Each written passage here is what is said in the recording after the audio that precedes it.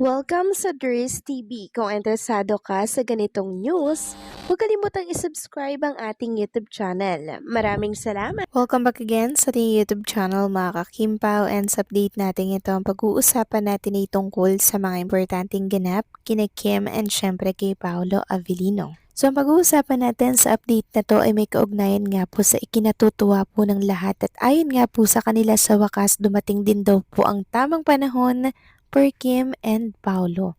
So bakit nga kaya mga kakimpaw? May nangyari nga kayang kasalan?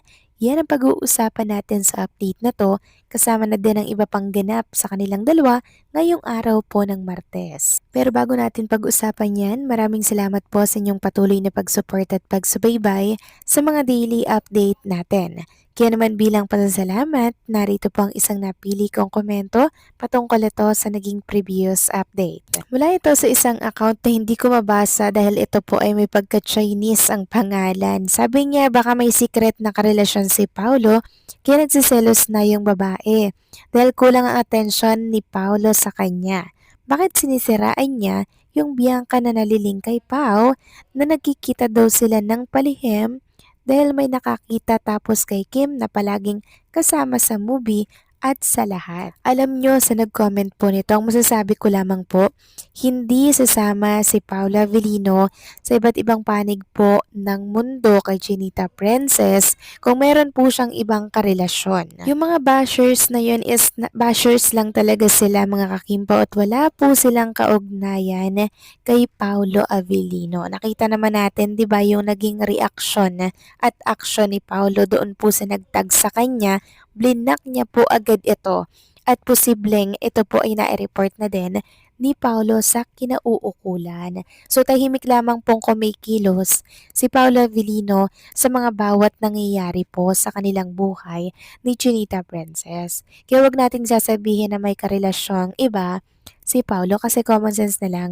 hindi sasama si Paulo sa isang babae kung meron siyang karelasyon dahil alam niyang merong nasasaktang iba. Di ba mga kakimpaw?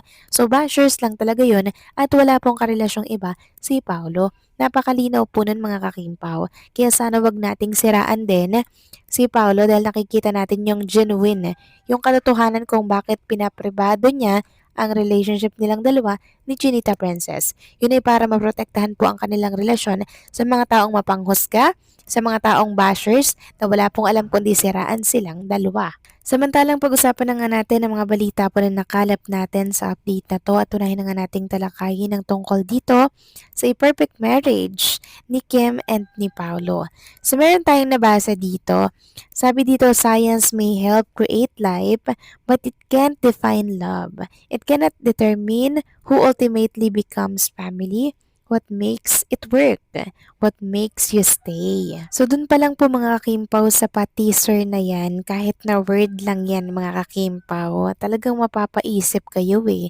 Ano talaga yung meron? Ano yung kwento ng A Perfect Marriage? Talagang iba pong magsulat ng kwento itong si Chris Martinez and Therese Ann Cayaba. Sobrang nakaka-curious. Samantalang next topic naman, talakay naman natin ang ganap ni Kim and Paula Avellino. Para ngayong araw to mga kakimpaw. So may shooting talaga sila sa Pure Gold, at eto nga po yung naging topic natin kanina. Ayan po sila mga kakimpaw. Tao po sila magkatabi together na hinihinala po ng ilan na possible daw na sa kwento ay sila Kim at Paolo ang may-ari po ng Pure Gold. At nagtatanong kung saan Pure Gold ito, hindi po natin yan sasabihin sa public dahil parte po ng pag-iingat kay Chinita Princess. Samantalang pag-usapan naman natin mga kakimpaw ang tungkol naman dito sa lubos pong pinagpapasalamat ng lahat. Sabi nga nila dumating na daw yung tamang panahon kay Kim at kay Paolo. So bakit nga kaya? Kinasal na nga kaya sila mga kakimpaw in real life? Ayon kasi dito sa post taong 2025, God's plan, Kimi was paired with Pao after her breakup. No other pairing, no hindrances. 2023 was given to him because the next year, the following year, and the next year to follow will all be his. May nag-comment dito na Dumating din ang pinakatamang panahon ng Kim Pao at sana panghabang buhay na ang panahon na ito. Sa tagal ba naman na hinintay ni Paolo Avellino, heto na hindi niya papakawalan pa siya. Talaga ang tunay niyang pag-ibig, wagas at dalisay. So sa picture na to mga Kimpaw, makikita natin na naka all white si Kim and syempre si Paolo Avellino. So hopefully mangyari daw po ito in real life talaga, yung mismong sa simbahan talaga mga kakimpaw. Since dumating na naman daw yung tamang panahon ni Paolo Avellino para po kay Chinita Princess, kaya why not mga kakimpaw, 'di ba? So wait natin yung mga ilang taon kasi nakikita natin na minamadali na po ni Kim and Paolo yung kanilang mga action, yung kanilang mga plano, 'di ba? Nakaayos na Kumbaga yan po yung paunti-unti po nilang ginagawa, 'di ba? Kumbaga talagang diretso sila sa plano nila at wala po silang sinasayang na oras para po makarating sila sa final destination. So wait na lang natin at wag nating masyadong i-pressure si Kim and si Paolo kasi ramdam ko naman po na nagpaplano po sila para po sa kanilang future. Samantalang next topic naman, pag-usapan naman natin itong mga nababasa ko sa social media. May kaugnayan pa rin po ito sa shooting nila sa Pure Gold ngayong araw ata to talaga mga kakimpaw.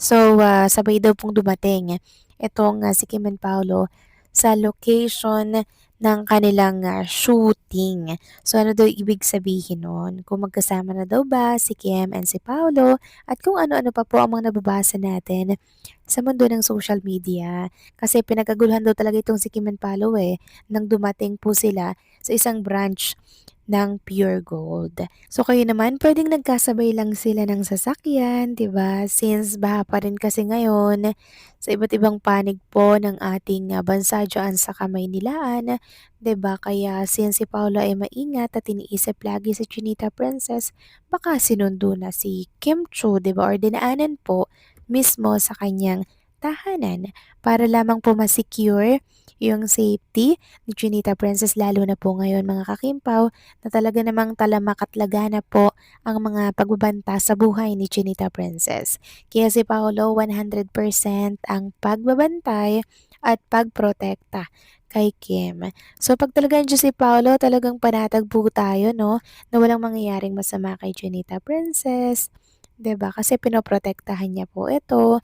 Kaya ako hindi masyadong nag-aalala pag andyan si Paolo. Pero pag walang Paolo, abot-abot langit ang pag-aalala po ng mga Kimpaw fans. Lalo na po ako mga kakimpaw. Kasi walang Paolong pagpoprotekta sa kanya. At huwag kayong mag-alala dahil nagdagdag na po ng security for Chinita Princess para po mas secure si Kim. And labis natin itong pinagpapasalamat dahil kahit papaano'y panatag na po tayo na talagang may nagbabantay kay Chinita Princess bukod kay Paolo, may mga security din po si Chinita Princess. So kayo ba mga kakimpaw, ano masasabi ninyo dito? Please comment down below.